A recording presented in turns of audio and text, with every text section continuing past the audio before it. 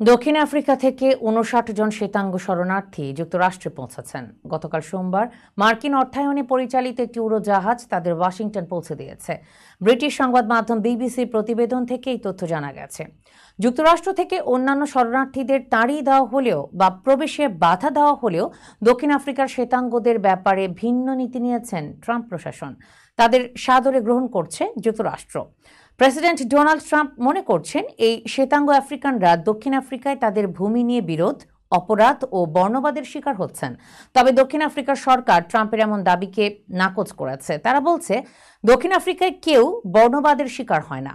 গতকাল দক্ষিণ আফ্রিকা থেকে আসা শ্বেতাঙ্গ শরণার্থীদের প্রথম দলটিকে সাদরে গ্রহণ করতে বিমানবন্দরে উপস্থিত ছিলেন মার্কিন প্রশাসনের কর্মকর্তারা।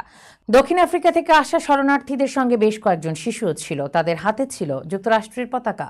গত ৭ ফেব্রুয়ারি মার্কিন প্রেসিডেন্ট ডোনাল্ড ট্রাম্প এক নির্বাহী আদেশে আফ্রিকান শ্বেতাঙ্গ শরণার্থীদের যুক্তরাষ্ট্রে পুনর্বাসনের আহ্বান জানান।